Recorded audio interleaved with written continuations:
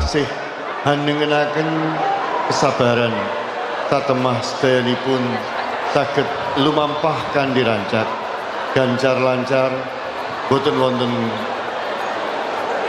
pambeng menapa kemawon. Para rawuh Kakung Putri, mugi-mugi awit kabalebak sekadarman panjenengan kasembuh puja-puji pudiasta saking panjenengan anggenipun Mas Kaisang Pangarep handhaup Roro Erina Sofia Gudono. Saat ini begitu spesial karena di samping saya dan juga Justin di tengah-tengah kami sudah ada Kanjeng Gusti Pangeran Adipati Aryo Mangkunegoro 10 yang sudah bergabung.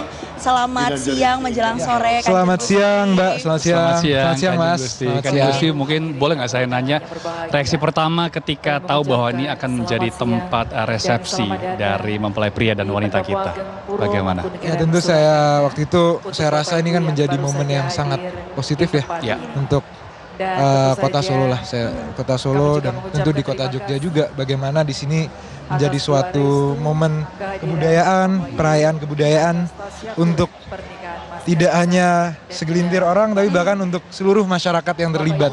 Ya, jadi menarik sekali bagaimana di sini ya setiap unsur masyarakat kita bisa berkumpul dan membangun kebersamaan melalui kebudayaan. Iya. Ya, momen yang sangat positif dan sangat unik menurut saya. Iya, oke. Dan mungkin kalau misalnya masyarakat di luar sana kalau pengen mungkin reenact royal wedding ini, apakah ini terbuka untuk umum atau hanya gimana? Jadi sementara ya itu tentu melalui dari harus ada protokolnya gitu ya, prosesnya gitu ya.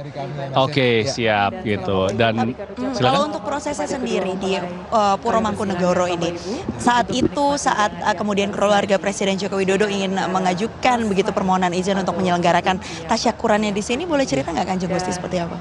Ya, jadi tentu ini merupakan peristiwa yang momen yang besar, momen yang sangat sakral dan tentu yang seperti tadi saya katakan juga momen kebudayaan yang luar biasa. Jadi tentu kami dari Puro Mangkunegaran kami mendukung apa yang kami bisa dengan tetap menjaga pakem-pakem yang berlaku di Mangkunegaran. Ya, termasuk diantaranya memang ini satu kesempatan luar biasa karena revitalisasi terhadap Puro Mangkunegoro juga sedang upayakan dilakukan. Salah satunya ada Taman Pracima, ini taman yang indah sekali. Wow. Boleh cerita mungkin Kanjeng Gusti? Betul, jadi Taman Pracima sesuatu yang kita sudah rencanakan untuk waktu yang cukup lama ya sebetulnya. Jadi di sini merupakan taman di Mangkunegaran, di taman belakang sisi barat Mangkunegaran yang dulunya pernah ada sebetulnya di sekitar 100 tahun yang lalu. Jadi di zaman Eyang Buyut saya, di era Eyang Buyut saya Mangkunegoro ke-7.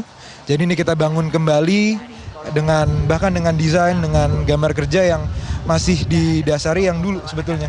Jadi gambar-gambar kerja lama masih ada. Kita bangun kembali, ini bagaimana kita mengupayakan untuk masa lalu bukan hanya untuk kita kenang, tapi masa lalu juga menjadi modal untuk masa kini dan masa depan sebetulnya. Dan dilestarikan selalu dan generasi-generasi selanjutnya ini harus terus melestarikan budaya. Betul Terima kasih banyak Kanjeng Gusti sudah bergabung, tapi nanti malam kalau boleh kami ingin berbincang lagi dengan Kanjeng Gusti karena latarnya ini ada kejutan-kejutan katanya ya dari sisi lokasinya di Puro Mangkunegoro ini. Jadi nanti mohon izin Kanjeng Gusti kami wawancara lagi ya. Kami tanya-tanya. Terima kasih banyak Kanjeng Gusti. Terima kasih banyak Mbak. Terima kasih banyak Mas. Terima kasih. Baik, terima kasih dan kembali ke studio Shanas dan juga Iqbal. Baik, Mevri, terima kasih ya. Mevri memang masih semangat dan juga Justin ya, semangat di Puro Mangkunegaran untuk memberikan informasi terkini terkait dengan pernikahan dari Kaisang dan juga Erina. Nah, masih bersama kita ya, ada Kak Bubah di sini ya. Kak Bubah, tadi kita sempat ngobrol mengenai makeup dari Ibu Iriana. Nah, Kak Bubah mungkin kita boleh nih cerita-cerita sedikit Kak Bubah kalau biasanya ibu dari mempelai perempuan atau mempelai pria tuh tips makeupnya tuh gimana sih? Karena kan biasanya mereka yang bikin hajatan tuh, mereka pasti yang akan lebih controlling kan? Iya. Kalau saya lihat karakternya dulu Kak, kalau emang ibunya itu mau tampil, ya udah makeupnya kita jreng gitu. Tapi kalau misal soft seperti Bu Diana itu menurut saya lebih kelihatan natural ya, nggak berusaha mengalahkan pengantin. Bersahaja ya. Bersahaja.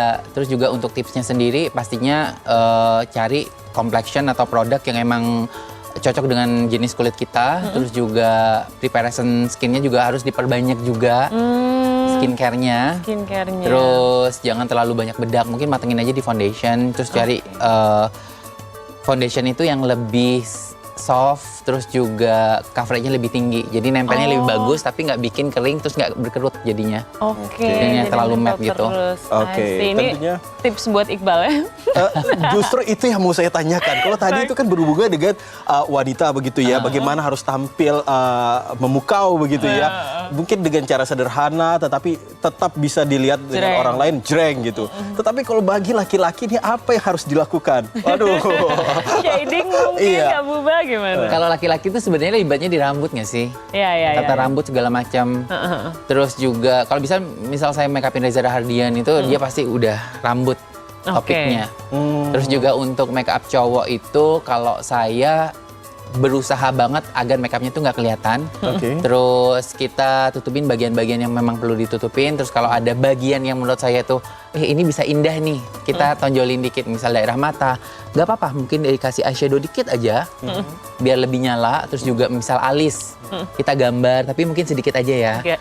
Terus juga bagian wajah itu dibikin lebih matte di area T-zone. Itu biasanya saya pakai produk yang bikin matte di area T-zone-nya sama sedikit lip balm.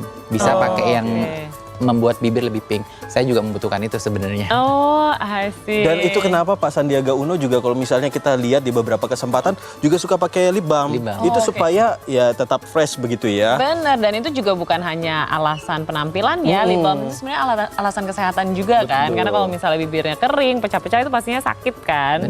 Nah, aku juga pengen tahu nih Kak Buba, tadi kita sempat bicara mengenai banyak gitu ya, mengenai tips makeup. Nah, kalau kita bicara mengenai tips makeup melihat usia gitu, ada bedanya nggak sih kalau misalnya kita ngomongin foundation buat misalnya mama saya atau foundation buat aku gitu, gimana?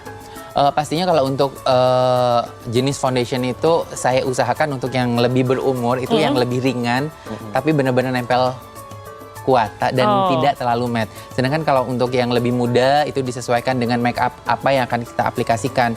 Kalau emang dibutuhkan make up yang bold karena mungkin ke acara, ya kita bikin foundationnya tuh lebih lebih kencang. Oh, lebih kencang. Gitu. Aduh, maaf ya. Contohnya hari ini, saya tahu banget. sebelum kesini saya make upin 2 orang, satu umur 17 tahun dan satu lagi umur 25 tahun.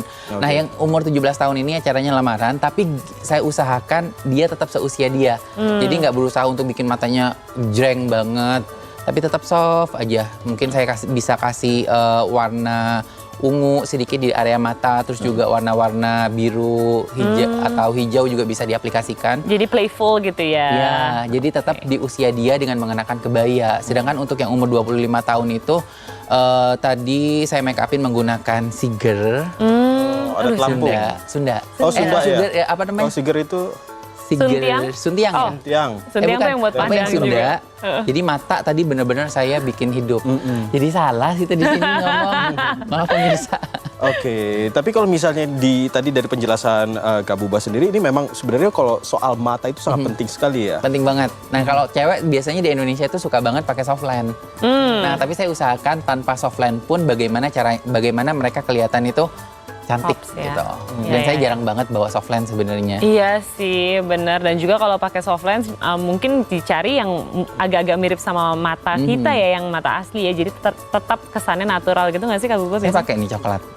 Oke. Nggak Jadi kelihatan. kacamatanya bolong, tapi saya pakai softline. Nah, ini salah satu mode juga ya, mode bagaimana caranya tetap tampil maksimal walaupun sebenarnya kacamatanya tidak ada Kacamatanya kacanya bolong. begitu ya. Karena kalau pakai Oke. kaca suka dikomplain. Baiklah, tentunya kita juga masih terus akan ngobrol-ngobrol dengan Kak Buba terkait dengan apa yang memang sedang berlangsung di Puro Mangkunegaran. Untuk itu Anda jangan kemana-mana, tetaplah bersama kami di program spesial ajaran Presiden Jokowi Resepsi Siang yang akan kembali usai jeda.